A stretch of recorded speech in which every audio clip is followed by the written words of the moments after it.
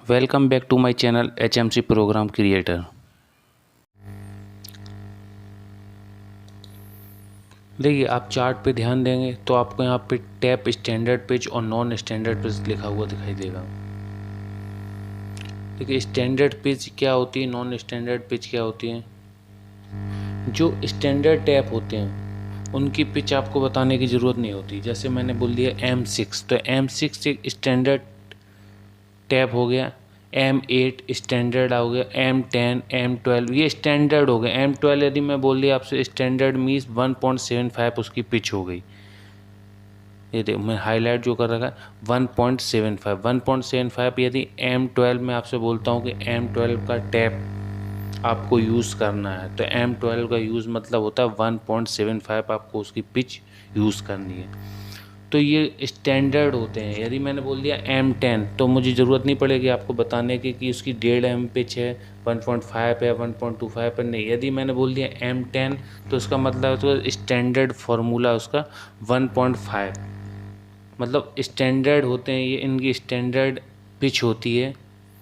ठीक है, अभी जैसे कि M16 तो M16 का स्टैंडर्ड 1.5 ही है। आप कहीं भी M16 लिखा हुआ देखें किसी ड्राइंग में तो इसका मतलब 1.5 ही रहेगा। ठीक है, अब आती है बात नॉन स्टैंडर्ड की। यदि मैं आपसे बोलता हूँ कि किसी पार्ट में आपको M10 की टैपिंग करनी है तो आप समझ जाओगे कि 10 1.5। यदि मुझे नॉन स्टैंडर्ड में करानी है तो मैं उससे वो आपसे बोलूँगा M10 इंटू 1.25। तो फिर मैं आपको पिच बताऊँगा कि कौन सी पिच में करानी है मुझे 1.25 में। यदि मैं आपसे कहता हूँ कि मुझे M14 की टैपिंग करनी है तो M14 से मतलब आपका हो जाएगा 1.5 पिच है। ठीक है, यदि मैं आपसे कहता हूँ M14 इंटू 1.25 तो ये नॉन स्टैंडर्ड हो गया, मतलब मैंने आपको पिच दी है अलग से। तो फिर आपको ये 1.5 से मतलब नहीं है क्योंकि मैंने M14 नहीं बोला, आपको M14 इंटू 1.25 बोला है। यहाँ पे आपको नॉन स्टैंडर्ड पिच मैंने बता दिए। तो अब आपको समझ में आ गया होगा कि स्टैंडर्ड और नॉन स्टैंडर्ड पिच क्या होती हैं।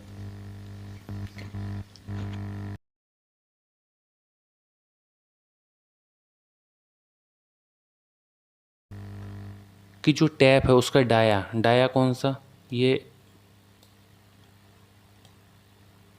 जो हाईलाइट किया है मैंने, ये डाया लिखा हुआ 6, 8, 10, 12, 14। ओके, ये डाया है। डाया में से हमको पिच माइनस करनी होती है। ओके, ये देखो ये डाया है, ये पिच है। यदि 6 M6 का टैप है और उसकी पिच 1 है, यदि M6 का बोल दिया तो आपको पता है स्टैंडर्ड साइज आ गया, यानी पिच 1 ही होगी। तो डाई में से मुझे पिच को माइनस करना होता है, यानी डाई में से मैंने पिच को माइनस कर दिया तो हमारा 5 बचा, यानी ड्रिल का साइज क्या हो जाएगा 5। हमको जो ड्रिल यूज़ करना है टैप से पहले वो 5 mm का यूज़ करना है। ओके, अब बात आती M10 मतलब स्टैंडर्ड पिच हो गई इसकी 1.5। तो 10 में से जब 1.5 जाएगा तो बचेगा 8.5। ओके,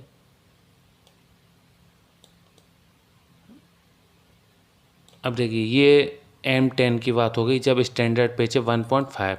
यदि स्टैंडर्ड पिच लेते हैं हम इसकी 1.25, क्योंकि हमारे पास दो नॉन स्टैंडर्ड पिच भी हैं, 1 mm और 1.25 में।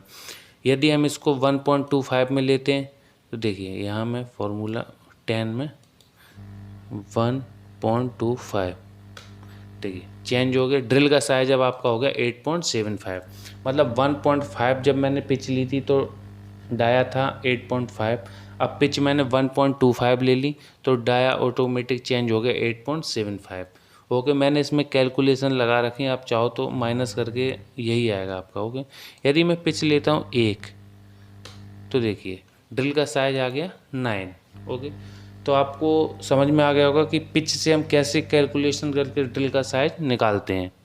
किसी भी पिच को ले लीजिए। ओके, ये एक और आपको फार्मूला बताता हूँ। ये 18 है, 18 का 1.5 स्टैंडर्ड है, 2.5 नॉन स्टैंडर्ड है, और हमने यहाँ पे जो लिया है अभी 1.5 लिया है, इसको हम 2.5 लेते हैं तो हमारे जो ड्रिल का साइज होगा वो होगा 15.5।